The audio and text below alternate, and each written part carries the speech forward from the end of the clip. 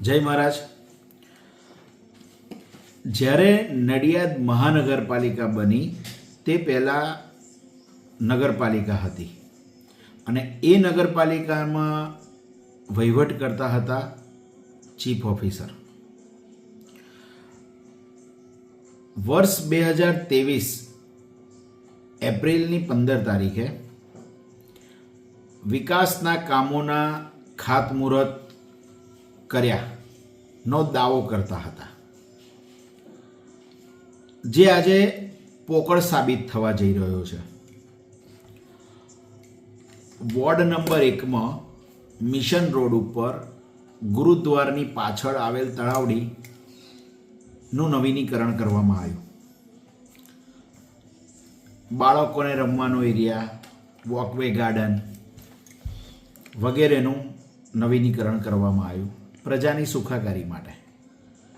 પરંતુ અધિકારીઓની અણાવડત અને નેતાઓની બેકાળજીના લીધે આજે એ આપણા સૌની આસ્થા સ્વરૂપે જેનું નામ આપ્યું છે રામ સરોવર, આજે એ રામ સરોવરની અંદર ગટરના ગંદા પાણી જઈ રહ્યા છે, છતાં પ્રશાસન ચૂપ છે. હું વિરોધ નથી કરતો કમિશનર સાહેબનો, કારણ કે તે આ વાતથી અજાણ છે, પણ ચીફ ઓફિસર સાહેબ અને હાલના ડેપ્યુટી કમિશનર તે તો આ બધું જાણે છે ને. વિકાસની વાતો માત્ર કાગળો ઉપર જ રહી છે.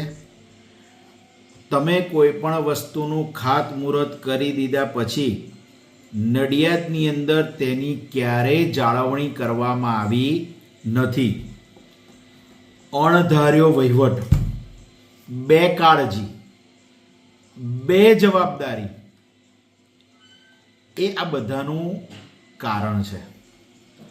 શરમ આવે છે તંત્ર ઉપર અને દુઃખ થાય છે કે તમે રામ સરોવર નામ આપ્યું છે, હિન્દુઓની આસ્થા એવા ભગવાન રામનું નામ આપ્યું છે, અને રામ સરોવરમાં ગટરના ગંદા પાણી જઈ રહ્યા છે, છતાં તંત્ર ચૂપ છે.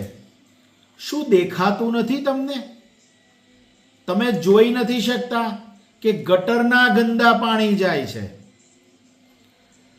મારી નડિયાદ મહાનગરપાલિકાના કમિશનર સાહેબને વિનંતી છે કે સોશિયલ મીડિયાના માધ્યમથી હું આપને અરજ કરું છું કે તાત્કાલિક આ સરોવરમાં જે ગટરના ગંદા પાણી જાય છે તે બંધ થાય, તેનું તાત્કાલિક રિપેરિંગ થાય.